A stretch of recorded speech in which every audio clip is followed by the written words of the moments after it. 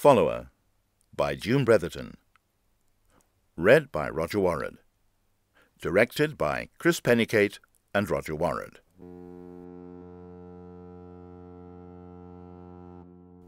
She hated being outdoors when it was like this. It was bad enough when it was just dark, but the fog was far worse. It wasn't just because it made it difficult to see. Fog changed everything. It wrapped around her like a cold, moist blanket. It deadened any noise. There was no echo from her footsteps, from the houses in the narrow streets of the little harbour town.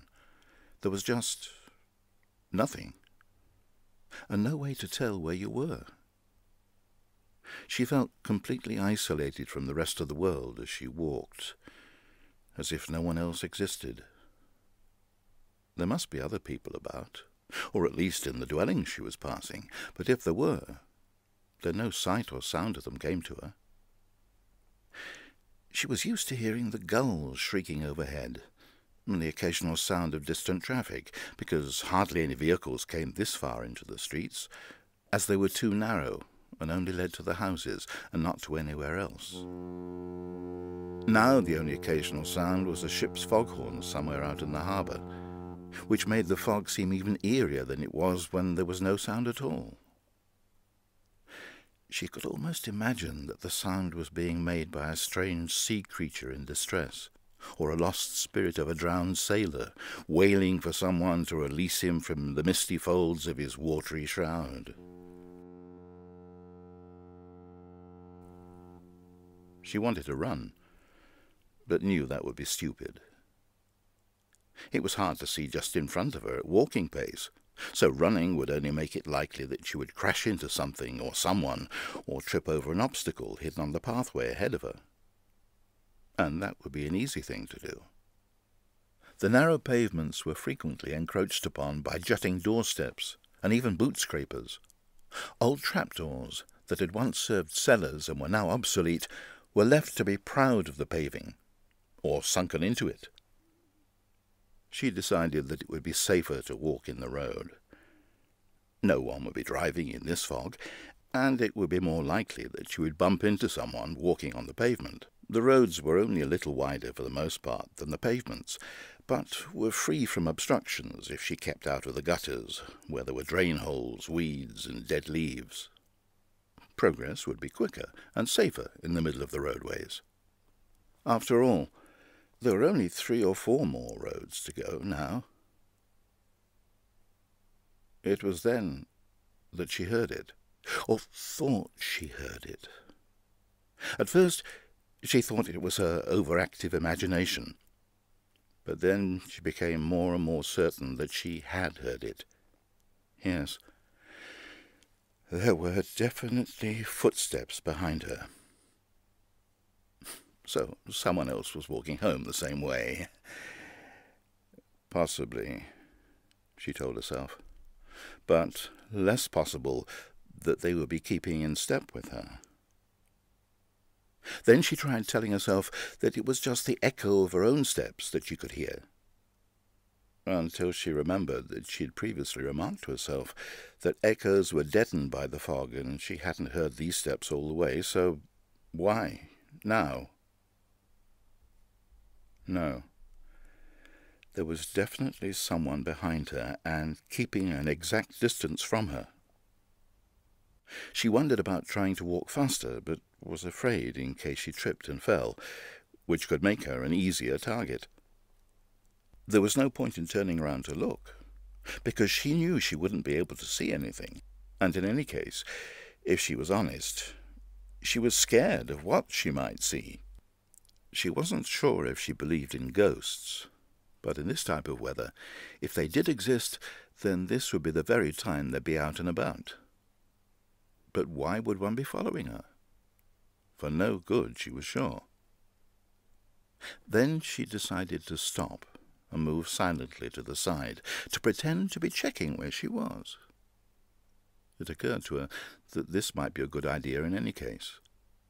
It was all very well walking in the road, but how would she know when she got to the corner and needed to turn? It had been easy on the last turning, as the road ended in another road running across it. So when she found the curb in front of her, she knew she had to turn right. But now she could miss her turning, and once offline would be lost, and panic would set in. So, pausing, she stepped to the left as quietly as she could, and found the upward curb onto the pavement, lifting her feet quietly and stopping at the house wall. She stood against the flint wall and listened. If it was just someone walking the same way as her, they'd just go past. If it was a ghost or something that was after her, it would stop and find her. And if it was a real being following her, it would either go past and miss her, or would stop to look and listen for her. She held her breath and listened. Silence. Whatever or whoever it was had stopped as well. For a moment she froze, and then plucked up courage to move quietly along the wall until she found a doorway, which she searched for an identifying mark. She found an ornamental knocker shaped like a galleon just above her head, and knew that this indicated a house only about 3 from the end of the row. For a moment she wondered whether to knock on it and ask to go in the hope that her pursuer would get the message and leave. But she dismissed that idea. She only knew the occupants of number 3 by sight, and would feel stupid that she'd interrupted their evening. No, she'd go on.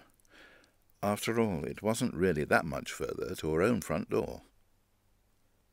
She decided to stay on the path to the corner, so she could find her turning more easily, and walked slowly in front of the houses, avoiding the doorsteps. Once again, as soon as she began to move, the footsteps behind her started up again. Now she was certain that she was being followed, and whoever it was didn't want to walk with her or make him or herself known. Reaching the corner, she made the turning and went back out into the middle of the road. She tried to hurry a little without losing her concentration or grip on where she was. The footsteps kept pace. She listened to them more keenly. They were lighter than her own. So the being behind her must be lighter as well. So perhaps, if it came to a fight, she might be the stronger of the two. Or perhaps it was a trick of the fog to make them sound muffled. Or perhaps her follower was deliberately walking as lightly as possible to disguise their size, or even in the hope that she hadn't heard them.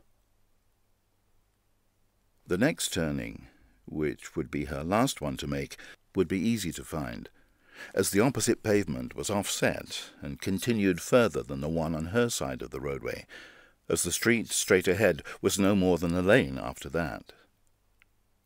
She tried to control her breathing and the overwhelming desire to scream or run.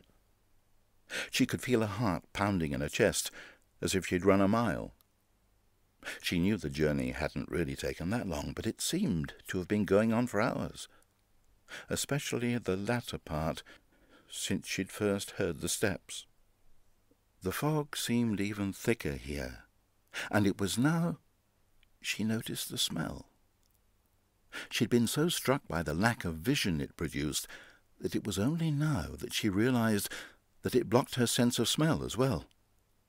The musty, moist scent of fog filled her nostrils, rather than the usual smells of cooking, wood smoke, and humanity that normally surrounded her. Oh, she nearly tripped. That's what comes of thinking rather than concentrating, she admonished herself. What was the obstacle? She felt with her toe and realized that it was the pavement she needed to find that would lead to her own front door. Joyfully she stepped onto it and once again stood against the wall to recover her equilibrium. Her home was only a matter of yards from here. She listened. No sound at all. Once again, the steps had ceased. She was so close to home now, but that made her think ahead to what might be the next move of her pursuer. Perhaps the plan was not to attack her out in the street, where she might have cried out and attracted attention, but to wait for her to reach her home, and open the door, and go inside. This would mean that it wouldn't just be her at risk then, but the contents of her home, and her blind mother, who would be waiting for her. She wondered if Mum knew it was foggy. Possibly, as she was sensitive to sound, smell, and atmosphere, and had surely been outside to listen for her at least once, because she must have taken longer than usual. She must get in as quickly as possible, and not waste time on the doorstep. The door key must be out and ready to go into the lock straight away, so she could rush in and the door could be closed quickly behind her. The necessary move was made, and the key was out of the pocket and into the hand in readiness. Then, summoning up her last bit of courage, she turned to her right and moved along the front of the next two houses. There was only the corner one, which was really in the lane at the side, and then these two, before she reached her own doorway. She knew that the only drain pipe along here was between the next door and her own, so she reached for it and felt its welcome shape. She found the other side of her own door and positioned herself to make finding the keyhole easy. She heard, rather than felt, the key going into the lock and turning. She dashed into the hall. Then she was pulled up short by a restraining hand. She was about to shriek when she realized that it was her master bending to remove her harness. Once let go, she almost flew into the sitting room and jumped into her mother's lap, licking her face, frantically wanting to tell her how scared she'd been. But what was wrong? Why had Dad still got the front door open? Had he been stopped, or had the follower pushed its way into the doorway so he couldn't close it? Then, to her relief, she heard the familiar sound of the door brushing over the doormat and the click of the latch as it closed, and Dad's footsteps coming along the hall. Was he talking to someone? Yes. So he had let someone in. How stupid! But perhaps the pursuer had forced him to let it in. The sitting-room door pushed open again, and Dad walked in with his companion. Come on, then. I'll get you some food. Mum, do you know what? This cat isn't stupid. He picked us up near the Thai restaurant and has followed us home. I know he sometimes comes out with us on our walks, but that was clever to come back with us just now.